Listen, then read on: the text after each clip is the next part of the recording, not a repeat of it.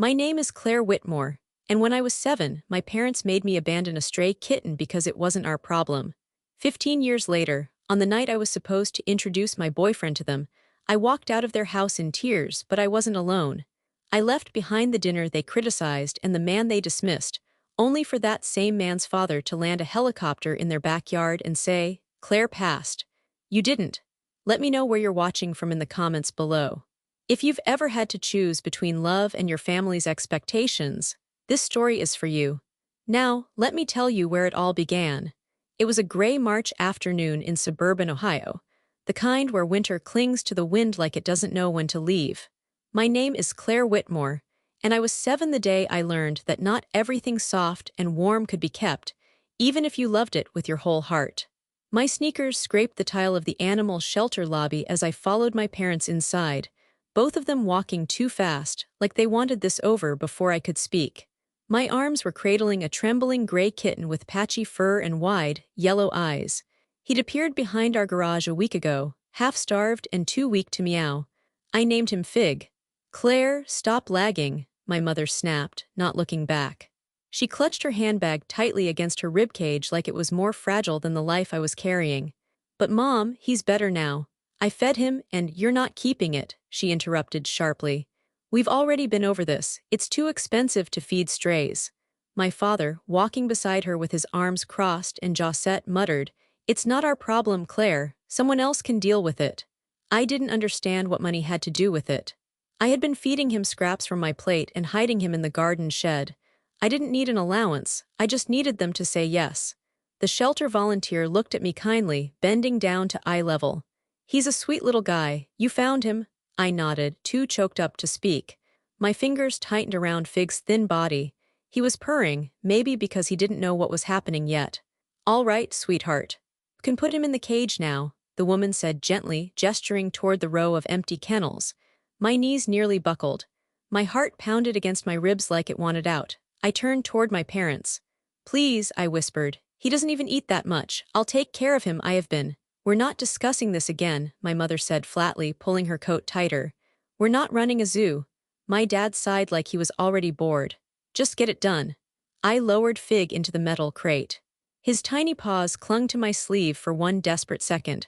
I felt the scrape of his claws and the panic in his bones, and I wanted to scream. "I'm sorry," I whispered to him.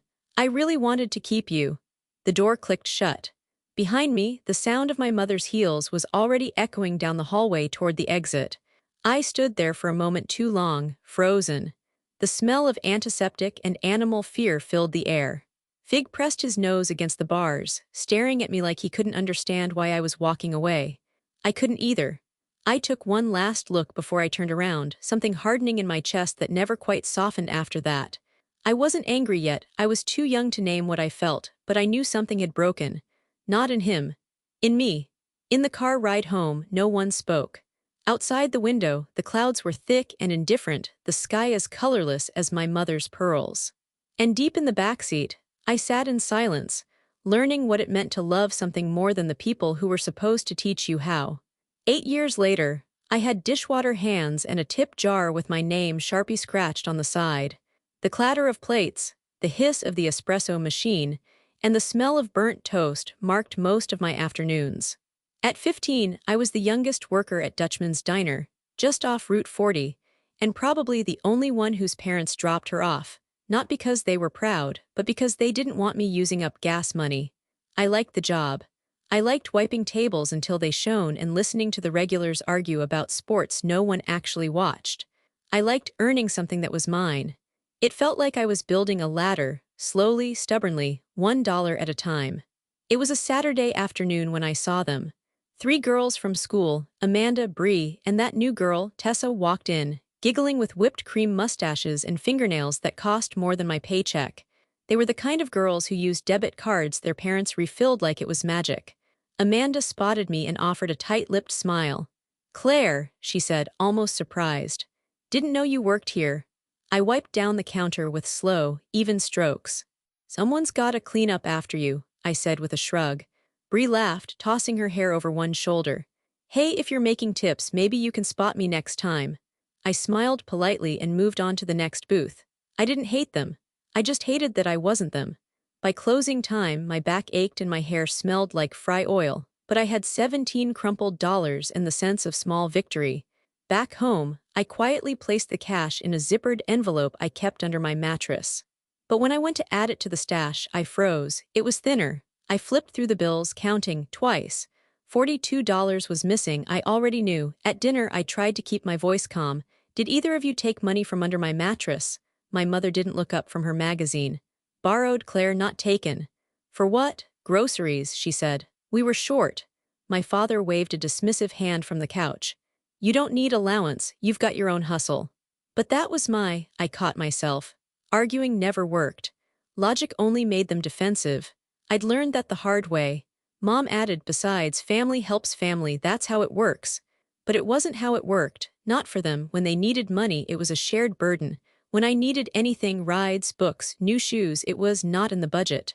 So I started hiding the money better. Under the lining of my old backpack. Inside a hollowed-out book.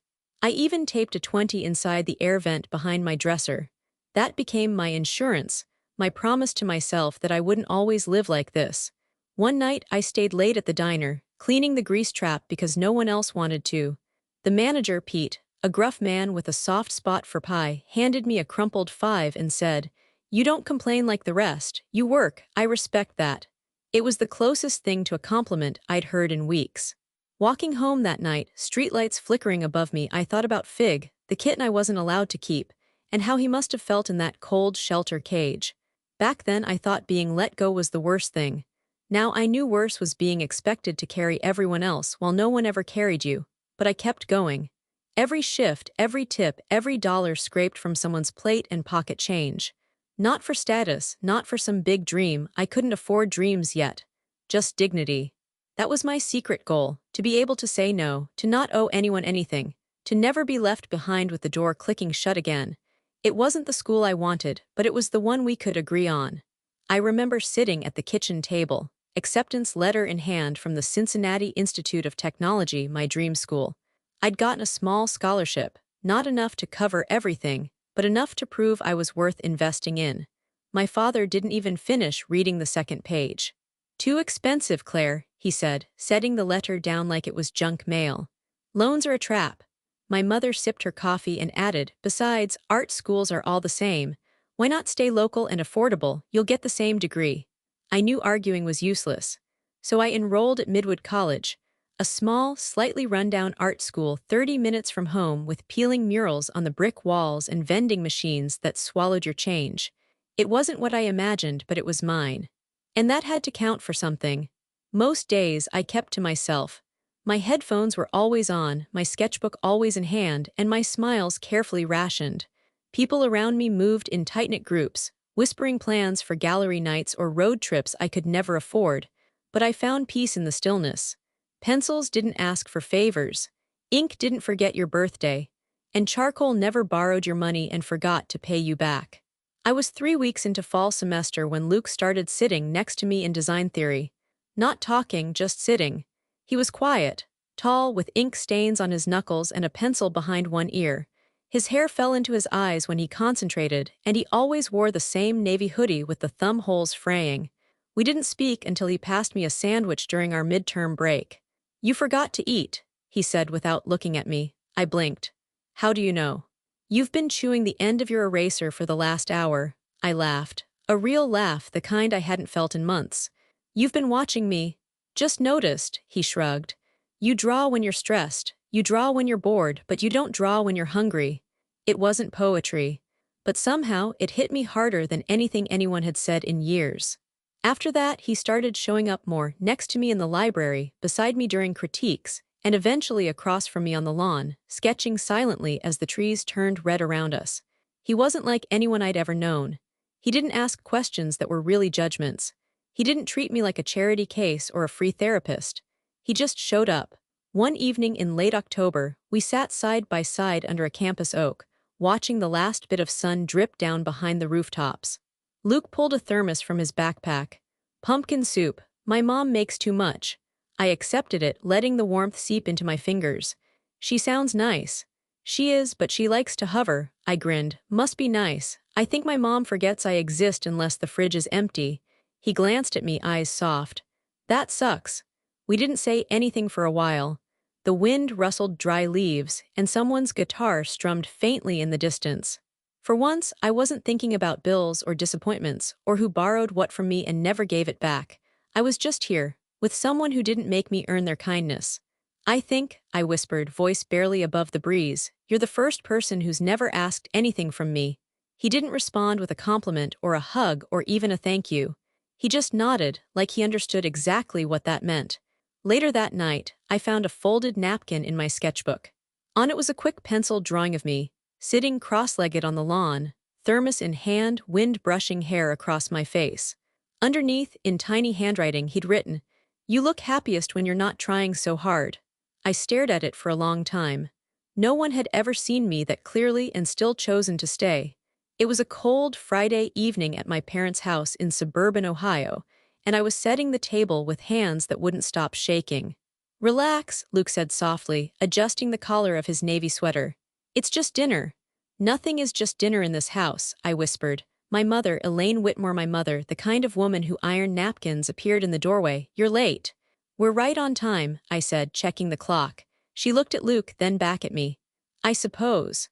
My father, Richard Whitmore, my father, who believed money was the only proof of character, cleared his throat from the living room.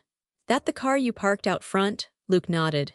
"Yes, sir," Richard frowned. "Older model." "It runs," Luke said calmly. Dinner began stiff and silent until my father pushed his plate away slightly. "Did you add more portions?" he asked my mother. She sighed. "Of course, we have a guest." Richard glanced at Luke. "Food isn't cheap, you know," Luke smiled politely.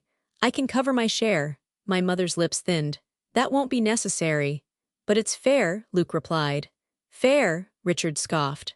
"Claire, is this what you call ambition?" I felt my stomach drop. "Dad, and what do you do, Luke?" my mother asked, cutting me off. "Graphic design," he answered. "I'm finishing my degree." My mother nodded slowly. "We expected someone more polished." Luke set his fork down. "I'm sorry if I don't meet your expectations." Richard leaned back. "Do you have plans, real plans?" "I work freelance and so no stability," Richard said flatly. I pushed my chair back an inch. "He's stable. He's kind, that matters." My mother tilted her head.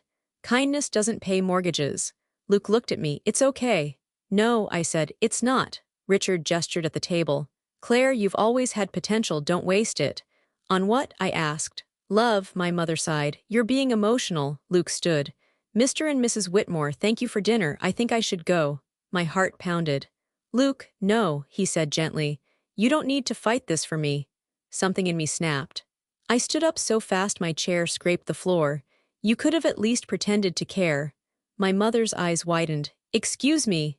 You don't care who I am," I said. "Only what I look like, what I bring, what I cost." Richard's voice hardened. "Sit down, Claire." "I'm done sitting," I whispered. Luke reached for my hand. "Claire, I'm leaving," I said. "With him," my mother gasped. "How dramatic." I grabbed my coat. "Goodbye." The door slammed behind us, and for the first time in years, the silence felt like freedom. It wasn't until the front door clicked shut behind us that I let my breath go. The porch light buzzed faintly, casting a sterile glow on the driveway. Luke opened the passenger door for me like he always did, without fanfare, and I slid in, still trembling, my pulse pounding in my ears. He didn't start the car right away. Just sat there for a moment, hands still on the steering wheel, the soft hum of the engine the only sound between us. I stared out the window at the house I'd grown up in, now looking smaller than it ever had. From this angle I could still see the dining room window. My mother's shadow passed once curt and stiff and then disappeared. "I'm sorry," Luke said quietly. "They embarrassed you." His voice was gentle but steady, not apologizing for himself but for the way I'd been treated. For the cruelty dressed up as concern. For the coldness they thought was wisdom. I blinked hard, my throat tight. "They didn't embarrass me." He looked over, brow furrowed slightly. "They made me realize," I continued, "that I never want to be like them." Luke nodded once, like he understood exactly what I meant. I leaned my head onto his shoulder. It took a minute for my breath to even out, and when it did, it came with a wave of unexpected calm. The cabin of the car felt warm, like a cocoon that kept the world outside where it belonged. No measuring, no judging, just space. Room to feel small without being made to feel lesser. You handled that better than I did, I murmured. No, he said. You stood up to them, that takes guts. I let out a short laugh. It didn't feel brave. It felt like drowning with my eyes open. He shifted, letting his head rest lightly against mine. Maybe that's what it feels like, right before you learn how to swim. We sat like that for a while, quiet, close, letting the stillness soothe us. I used to think if I just worked hard enough they'd see me differently, I said softly. That I'd eventually be enough to impress them, not just tolerate, impress. Luke's thumb brushed against the back of my hand, subtle and grounding. But they don't want someone who's enough, I went on. They want someone who performs, who fits their mold. And you don't. Which means I don't either. Good, he said simply. I turned my head slightly to look up at him. I don't love you because you impress people, he added. I love you because you never asked anyone to make room for you, you just started carving your own. My eyes stung again, but I didn't cry, not this time. I was tired of giving tears to people who didn't deserve them. Luke's words didn't hurt, they healed. I tilted my head up and kissed his cheek. Can we go home now? Anywhere, he said, reaching for the gear shift. As long as you're in the car. As we pulled away from the curb, I didn't look back. I didn't need to. The people in that house would still be sitting around the table, digesting their judgments and unspoken expectations. And I'd be here, moving forward with someone who saw me, messy past and all, and still stayed. In that moment, I didn't have a 5-year plan or financial security or even the approval of the people who raised me. But I had something new, a decision. I wasn't going to keep trying to fit into a family that only ever valued reflections of themselves. I was going to build something else, somewhere else. With someone who didn't mind old cars, worn jeans, or the girl who kept her sketchbook like a diary and smiled too hard when someone brought her soup. Someone like Luke. The road curled around the lake like it had all the time in the world. We were 2 hours into a weekend escape to a borrowed cabin, a tiny wood-paneled place Luke's aunt let him use whenever he needed to get quiet. That was how he'd phrased it. Not get away. Not take a break. Just get quiet. I'd packed too many sweaters and not enough socks, and Luke kept laughing every time he opened the back hatch and something fell out. His laugh was quiet, more breath than sound, but it always lit up the inside of the car like sunshine through dirty windows. The air was cold and clean. I had one foot propped on the dash, clutching a thermos of coffee in both hands while Luke drove one-handed and hummed off-key to the radio. Everything felt still, like the calm between seasons. The kind you could miss if you weren't paying attention. In other news, the radio chirped suddenly, cutting through the soft strumming of whatever indie band Luke had been tolerating. Billionaire tech mogul Eric McAllister made a rare public appearance today. Luke reached forward and casually turned the volume down. But my ears were still ringing. I blinked. Wait, did they say McAllister? He gave a slow nod, eyes still on the road. Like Eric McAllister. MHMM. The Eric McAllister. Founder of Zenith Systems, sells encrypted operating platforms to the government and every Fortune 500 company in existence. Luke's mouth curled up slightly. That one. I just stared at him. What? He asked, glancing over. I blinked, setting the thermos into the cup holder with trembling hands. Luke, he raised a brow. Yes, you never mentioned. I was waiting to see if you'd still want me if I wasn't one. The words were so soft, so simple, I almost missed their weight. My heart flipped. You thought I wouldn't want you if you were rich. He shrugged with a crooked smile. Not rich, that rich. I leaned back in the seat, suddenly too warm in my jacket. So let me get this straight. The guy who once pulled change out of his glove box to buy me a gas station candy bar is the son of one of the richest men in America. He gave me a small side glance. To be fair, I like gas station candy bars. I stared at the trees flying past the window, then looked back at him. So, when were you going to tell me? I figured eventually. Maybe after you met my mom, or when I ran out of excuses for not letting you come to my apartment in the city. I laughed because what else could I do? It wasn't the kind of laugh I had when I was covering something up. It was the stunned, half-disbelieving kind, like I'd just stepped into someone else's life by accident. I can't believe this, I muttered. You had me thinking your beat-up sedan was the product of poverty. It's not, he said, it's the product of taste. Of course it is. He glanced at me again, more serious this time. You're not mad, I shook my head, still processing. No, not mad, just kind of reeling. I didn't want to lead with it, he admitted. When people find out they either try to impress me or use me, I never knew what was real. And with me, he smiled. You didn't ask for anything, ever, not once. I swallowed, throat tightening. Not even when you were cold and hungry and too proud to admit it, he added softly. You make it hard to be proud, I whispered. He reached across the console and threaded his fingers through mine, resting our hands between us. The road stretched ahead like a promise neither of us fully understood yet, but were finally willing to believe in. Outside, the lake shimmered in the distance. And for the first time in a long, long while, the future didn't feel terrifying. It felt like maybe, just maybe, it was mine to walk into, with someone who saw every version of me and chose me anyway. Sunday afternoon, I stood in the same living room where my parents had picked Luke apart like he was unworthy of breathing their oxygen. Only this time, I wasn't nervous. I wasn't there for their approval. I was there to tell them the truth and watch what it did to their faces. My mother sat on the edge of the love seat, posture as stiff as her hairdo, flipping through an old gardening catalog as if it were the Sunday Times. My father was across from her, reading the business section, brow furrowed like he was solving world hunger with a stock tip.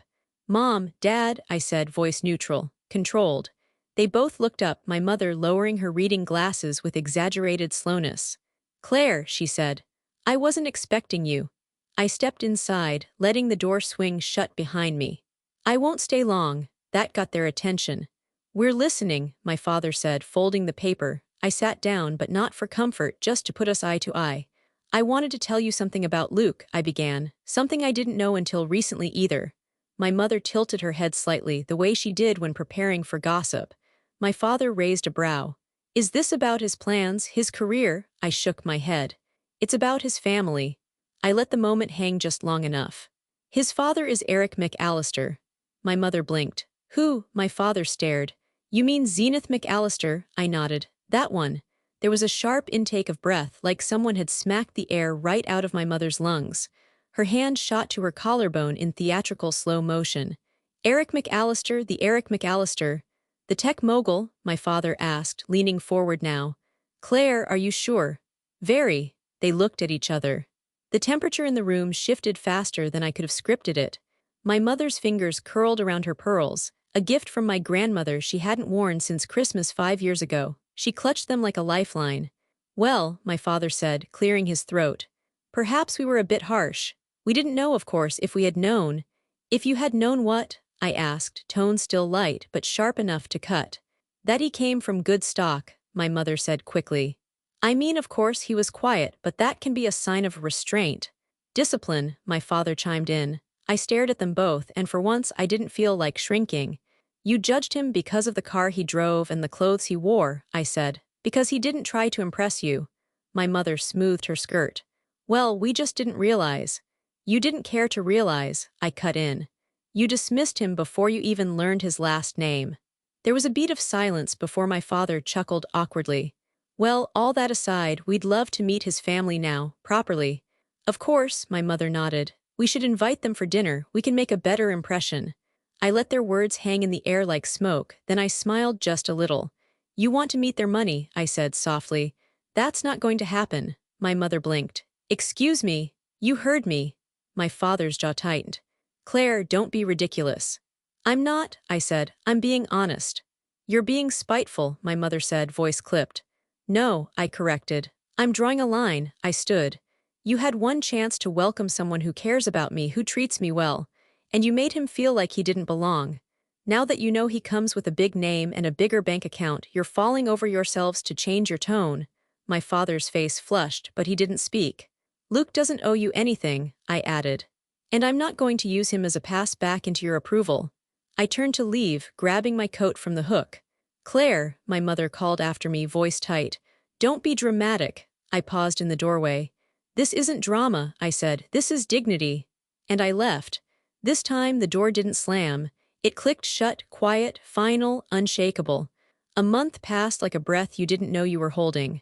Final projects piled up, emails blurred together, and I was sketching in margins again, restless, distracted, barely sleeping. Luke noticed, of course. He always did, but he didn't push. Just brought me warm meals and left a soft hand on my back when I stared out the window too long. It started with the nausea. Then the headaches. Then the realization that my period was late by a lot. I didn't panic right away. I rationed the fear like it was a luxury I couldn't quite afford. But the second blue line appeared on the test strip. I sat down on the bathroom floor and pressed my palm to my stomach like I could reason with it. It wasn't until later that night, curled on the porch of Luke's aunt's cabin, that the words finally formed. He was sipping tea, wrapped in a flannel blanket, his sketchbook open but untouched. The stars overhead were bright and indifferent, and the lake below us barely moved. I stared at the ring of steam rising from my mug. "I'm pregnant," I said. His eyes didn't widen. His jaw didn't clench. He didn't say, "Are you sure?" or "How did this happen?" or any of the panic-laced phrases I'd braced for. He blinked once. Then he nodded. "Okay," he said. I stared at him. "That's it, okay?" He set his mug down gently. "Then we'll do a wedding." I let out a short breath that almost sounded like a laugh. "Luke, and I'll handle the introductions." I looked away, heart in my throat. "You don't know what you're saying." "Yes, I do." "They'll ruin it," I whispered, still not looking at him. "My parents, your father's image, it's all going to unravel." Luke reached across the bench, his fingers brushing mine. "Only if you let them." I gripped the mug tighter.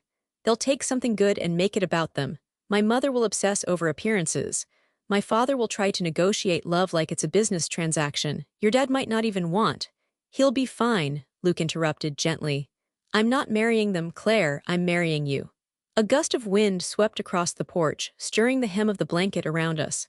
I closed my eyes. "I didn't want to be the girl who needed saving," I said. "You're not. I didn't plan this."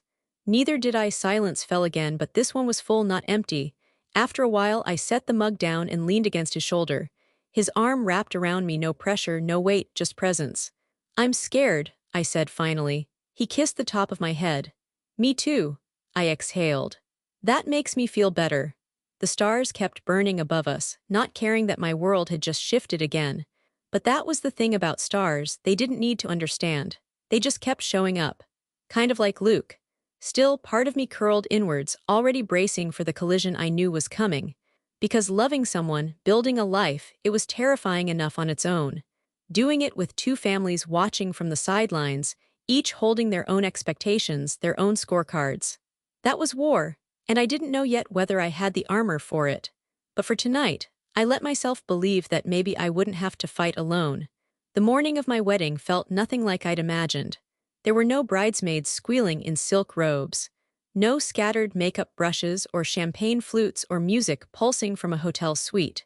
Just me, in a long sweater over my slip, driving my old sedan through the early haze, headed toward the last place I wanted to be. I hadn't told Luke I was making this stop. He thought I'd be at the venue, tucked away in a guest room, letting his mother brush out my hair and talk me through pre-ceremony jitters. Instead, I was on a cracked two-lane road back to the house I'd been slowly learning to unlove. I needed to say something. One last thing. Not for closure, because I didn't believe in that anymore, but because I wanted no room left for confusion. Today, I was beginning something. And I didn't want to drag their silence behind me like a veil. The sun was just starting to warm the frost from the sidewalks. Trees wore the soft green haze of spring's early promise. Everything felt half awake. And then I saw him. Standing on the corner near the gas station I used to walk to as a kid, back when I had no allowance but plenty of quiet wishes. He was older, layered in coats that didn't match the weather, holding a cardboard sign with shaky handwriting, "Need help." Just hungry, not dangerous. I almost drove past, but something caught in my chest, a flicker, a memory, a kitten, gray and trembling, and my 7-year-old voice whispering, "I'm sorry, I really wanted to keep you." The brake pedal pressed under my foot before I realized I'd moved. I pulled over, unbuckled my seatbelt with trembling fingers, and lowered the passenger window. He looked up slowly, eyes squinting against the light. "Sir," I said, voice even, though my pulse was racing. "Are you okay?" He took a cautious step closer. "I'm not hurt, just cold and tired." I hesitated. Every instinct I'd been raised with screamed against this moment: stranger danger, clean boundaries, locked doors. But another voice, quieter, deeper, asked, "What if it were you?" "I'm heading to a family house nearby," I said. "If you need food or somewhere warm for a few hours." He blinked at me. "You're offering a ride?" "Yes," I nodded, unlocking the door. "Get in." The moment stretched. His eyes searched my face for signs of sarcasm or pity. When he found neither, he stepped slowly around the car and opened the door. Thank you, he murmured, sinking into the seat like it was the first real chair he'd felt in weeks. I won't cause trouble. I believe you, I said quietly, shifting the car into drive. The cabin filled with silence. Not awkward, just cautious. A balance of two people trying to exist without trespassing on each other's wounds. As we turned onto my parents' street, I caught him glancing at me sideways. You're dressed nice, he said, his voice gravelly but warm. Something special today? I smiled faintly. Yeah, I'm getting married, he blinked. And you stopped for me. I don't think kindness keeps office hours. He chuckled under his breath. Wish more people thought like you. I didn't answer. But the truth was, not even I always thought like me. My parents' house appeared at the top of the cul-de-sac, white siding bright against the blue sky. I felt my chest tighten.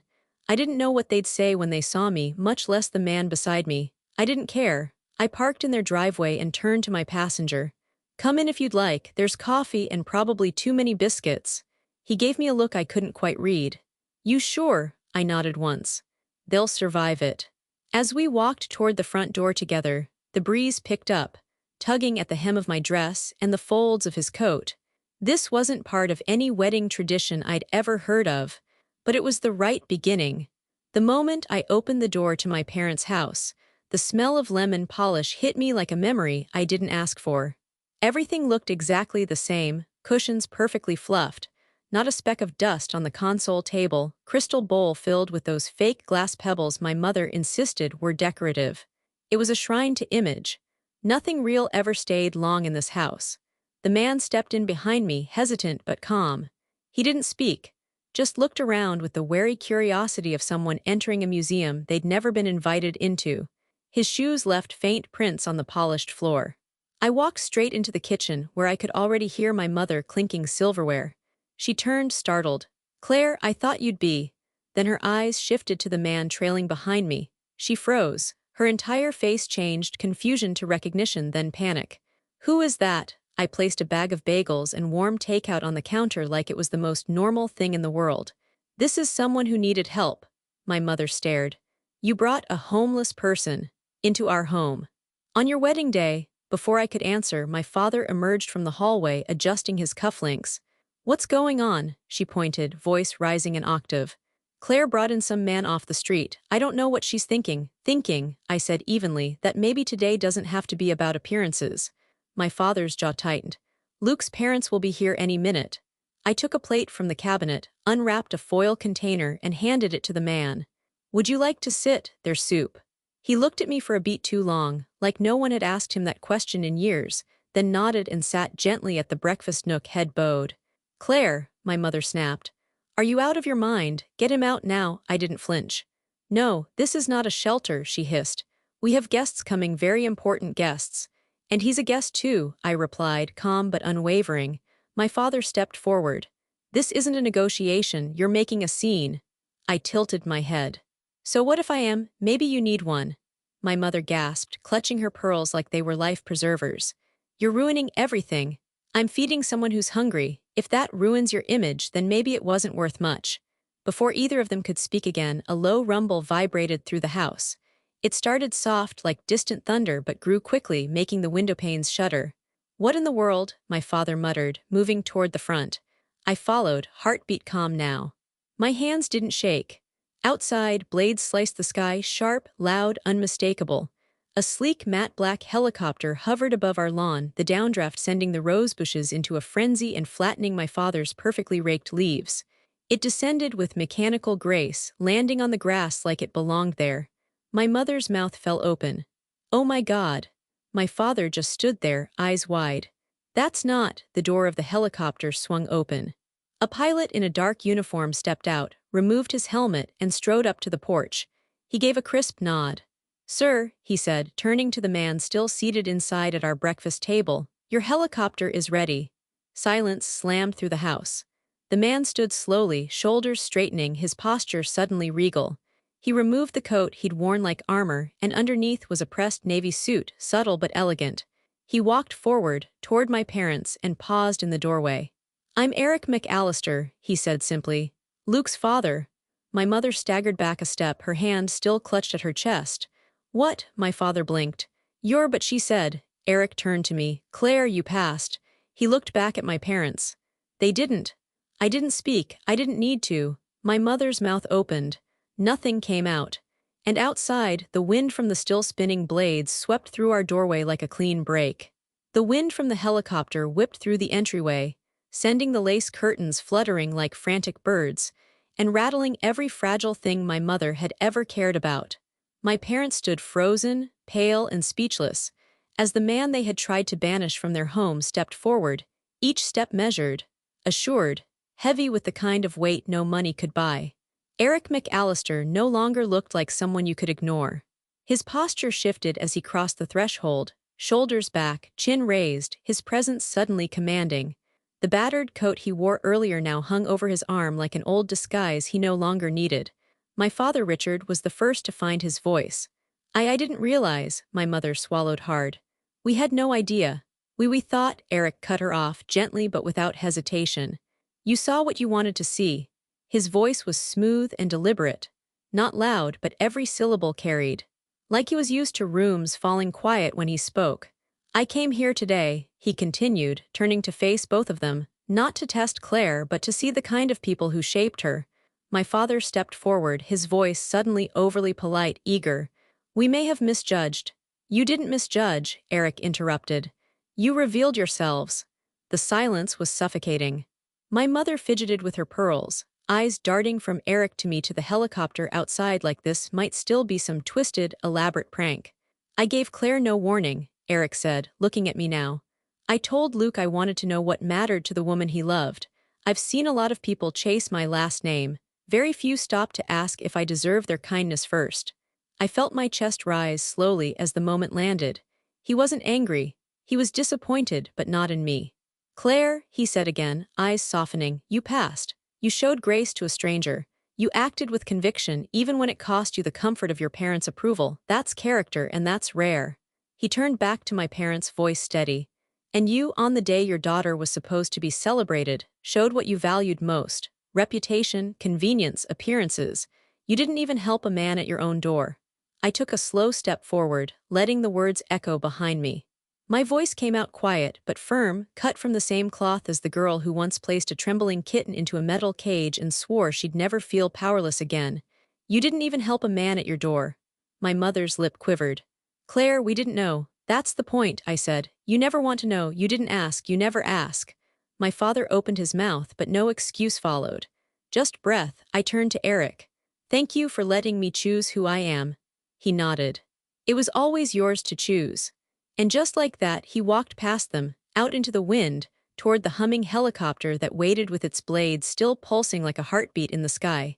I paused at the door, looking over my shoulder one last time. My parents stood where I'd left them, rooted, quiet, unsure whether to follow, to protest, or to pretend this had never happened. But I wasn't waiting for them to move anymore. I stepped outside into the sunlight. The air felt different, cleaner, louder, sharper. And as the helicopter door opened wide for me, Luke appeared in the doorway, his eyes catching mine with that same calm certainty that first broke through my walls years ago. He smiled. I smiled back. And I boarded the helicopter. Not because I wanted to be above them, but because I had finally outgrown the need to be seen by them at all. The rotors slowed as we rose higher into the air, slicing through pale morning light. The neighborhood that once felt like the whole world shrank below us. Familiar, yes, but no longer defining. Just rooftops and fences. Just where I came from. Beside me, Luke reached for my hand. I didn't hesitate this time. The inside of the helicopter was quieter than I expected, comfortable, polished, almost serene. I exhaled, tension slowly draining from my shoulders, as if even gravity felt kinder now that I had stopped apologizing for existing. Eric sat across from us, calm and unreadable again, like the man I had first met on the roadside was folded neatly beneath the suit, but something in his eyes had softened. The kind of softness that comes after a decision is made and no longer needs defending. I glanced down at the little velvet pouch in my lap, the one Luke had slipped to me before we boarded. Inside was a simple gold band. Still want to marry me? I teased under my breath, nudging him with my shoulder. He leaned close, lips brushing my ear. More than ever. My heart pulled tight. I smiled. The ride didn't take long, 20, maybe 30 minutes, and then the coastline appeared, jagged and breathtaking. The estate came into view like something from a film, glass walls, green cliffs, white stone archways that opened to the sea. But it wasn't the house that took my breath away. It was the woman waiting on the terrace. Poised, graceful, dressed in deep blue silk that rippled in the wind, she looked like she belonged in a painting. Her hair was swept back, silver strands glinting in the sunlight. Her posture was proud, but her smile was pure warmth. Luke stood first. "That's my mom," he said simply. As we stepped out onto the landing pad, she walked toward me, not slowly, not cautiously, but like someone who already knew who I was and wasn't afraid to show affection. "You must be Claire," she said, her voice low and rich like the kind of music that makes you want to close your eyes. I nodded, suddenly shy. "Yes, I hope this isn't too much." She chuckled softly, pulling me into a gentle embrace. "Darling, you married my son. Too much is officially part of the package." I blinked.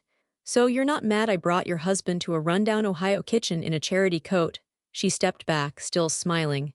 "Claire, that was his idea, and thank God for it. We've had every kind of socialite try to win favor with this family. You're the first woman who passed the only test that matters, kindness when no one's watching."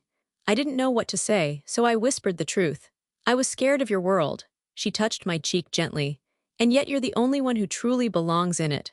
For a moment, the past flickered, cardboard boxes, borrowed wages, slammed doors, the ache of never being enough. But it faded. Right here, in this sunlight with these people. I felt something new. Not approval, not status, just wanted. And that was everything. 2 years later, the garden bloomed brighter than I remembered. The stone terrace behind the estate had been transformed into a celebration. Laughter under linen canopies, waiters weaving through guests with trays of sparkling lemonade, and floral centerpieces taller than some of the children darting between chairs. Somewhere near the fountain, Luke was spinning our daughter in slow circles, her little arms outstretched like wings, curls bouncing as she squealed with joy. And I sat beneath a wide oak tree, sketchpad balanced on my knee, her earlier masterpiece, a purple dinosaur with a crown tucked into the back pages. She now sat in my lap with a fistful of strawberries and a faint smear of jam on her chin. "Mommy, draw the big lady's hat," she said, pointing across the lawn at a guest whose headpiece could block out the sun. I laughed. "You mean the one with the feathers?" She nodded with a mouthful of berry. "It's like a bird nest." "Then that's exactly what we'll call it," I whispered, smiling as my pencil traced quick, playful strokes. A shadow stretched across the table. I didn't look up right away, I already knew who it was. "Claire," my mother said softly. I met her gaze. She wore her pearls again. Always the pearls. Her hair was set just so, her dress floral and appropriate. She held a wine glass with both hands like it anchored her. My father stood beside her, hands behind his back, his mouth drawn in that tight, polite line he wore when unsure how to enter a room that no longer revolved around him. "We wanted to say thank you," she began, voice carefully measured. "For letting us come," my father finished. "And for not turning us away." I waited a beat. Let the silence stretch, not to punish them, but because it was the first time they'd entered my space with humility instead of entitlement. I nodded once. "Thank you for saying that." My mother looked down at my daughter. "She's beautiful." "She is," I agreed, brushing a crumb off her little chin. There was a pause, one that could have led to a hug maybe, or a longer conversation. But I didn't rise from my chair. They understood. Without protest, they stepped back, returning to the cluster of quiet guests who had no idea who they used to be in my life. And I let them go again, not out of spite, not even out of hurt, but because healing didn't always mean reconnection. Sometimes it just meant release. My daughter tugged my sleeve. "You didn't draw the feathers yet." I smiled and got back to the page. Around us, the party carried on. Laughter bubbled from the far end of the garden. Luke waved from across the lawn, raising an eyebrow as if to ask, "You okay?" I gave him a small nod. I was. The sketchbook rested steady on my knees, the sun warmed my shoulders, and my little girl leaned into me without question, without condition. I had a new family now, not perfect, but present, honest, loving. And as I watched my daughter chase butterflies near the roses, I realized something simple and quiet. Dignity doesn't come from where you start. It comes from where you decide to stand. And today I stood exactly where I belonged. And that was the end of my story. I still think about the moment Luke's father tested my parents without saying a word, just sat there, quiet in need, waiting to see if they'd offer even a sliver of kindness. Did they fail that moment? Or just reveal who they always were? Tell me in the comments, would you have done something different? Don't forget to like and subscribe if this story meant something to you. I have more to tell.